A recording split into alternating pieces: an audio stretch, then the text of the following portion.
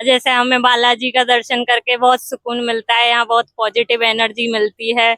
और यहाँ पे आकर गुरु जी का दर्शन करके भी हमें बहुत अच्छा लगता है, मन प्रसन्न हो जाता है। ऐसा लगता है सारे दुख भूल गए हम। पद यात्रा में अभी सुबह तो वो होगा ब्रेकफास्ट, उसके बाद लंच होगा, उसके बाद डिनर होगा, उसके बाद बीच में टी ब्रेक भी होगा। और उसके अलावा एम्बुलेंस वगैरह की सुविधा रखी गई है। उसके अलावा बुजुर्गों के लिए गुरुदेव भगवान जी ने बस वगैरह भी रखी हुई है। पद यात्रा हो रहा है बागेश्वर धाम से 7 से 16 नवंबर तक।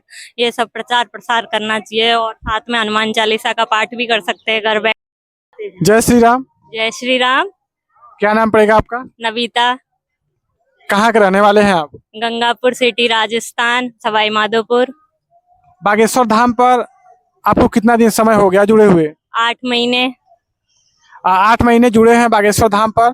तो आपके लाइफ में कुछ परिवर्तन हुआ है, कुछ चेंजिंग हुआ है, कुछ चमत्कार हुआ है? हुआ है।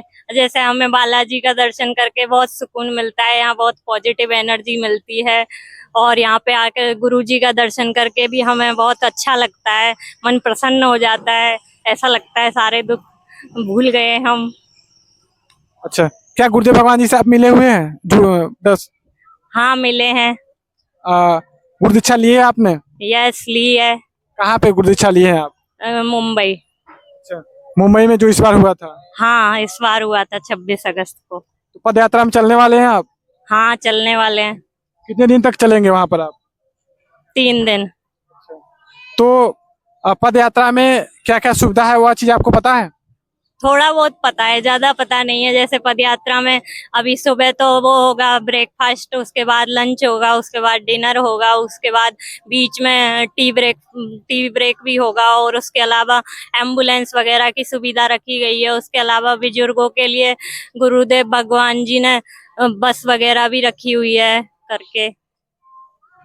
अच्छा, और वहाँ पे कितने श्रद्धालु भक्त लोग गुरुदेव भगवान जी के साथ में चलने वाले हैं?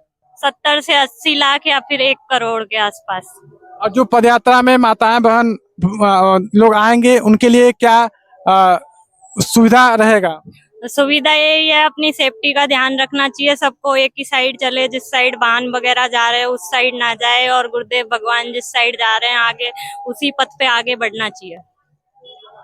और जिस दिन गुरुदेव भगवान जी पदयात्रा प्रारंभ करेंगे, उस दिन क्या कहकर निकलेंगे? सबसे पहले राष्ट्रगान करेंगे गुरुदेव भगवान जी, उसके बाद हनुमान चालीसा का पाठ करेंगे और उसके बाद आगे बढ़ेंगे गुरुदेव भगवान जी पदयात्रा के लिए। और सनातन का लक्षण क्या है, वो आप बता सकते हैं? सनातन के लक्षण यही है, एक तो कलावा धारण करना चाहिए, उसके अलावा चोटी रखनी चाहिए, उसके अलावा चंदन लगाना चाहिए, तुलसी माला धारण करनी चाहिए। और जो लोग पदयात्रा में किसी कारणवश नहीं आ पा रहे हैं, उनको क्या करना चाहिए? उनको दूर से ही सहयोग करना चाहिए गुरुदेव भगवान का। जैसे गुरुदेव भगवान की पदयात्रा का प्रचार प्रसार करना चाहिए। उसके अलावा और जो उनकी तरफ से जो सहयोग बन सकता है वो करना चाहिए। जो श्रद्धालु भक्त लोग पदयात्रा में नहीं जा पा रहे हैं, जैसे दीदी भैया जी लोग नहीं जा पा रहे हैं, वह लोग घर से क्या करना चाहिए उनको? उनको एक तो यूट्यूब वगैरह, फेसबुक वगैरह, इंस्टाग्राम वगैरह पे प्रचार प्रसार करना चाहिए कि पदयात्रा में जाना है, पदयात्रा हो रहा है बागेश्वर धाम से 7 से 16 नवंबर तक। ये सब प्रचार प्रसार करना चाहिए और साथ में हनुमान चालीसा का पाठ भी कर सकते हैं घर बैठ के। और व्हाट्सएप पे स्टेटस लगा सकते हैं? हाँ, व्हाट्सएप वगैरह पे स्टेटस डाल सकते हो, इंस्टाग्राम पे स्टोरी डाल सकते हो, फेसबुक पे स्टोरी डाल सकते हो आप लोग। जय सिया राम। जय सिया राम। जय बागेश्वर धाम। जय बागेश्वर।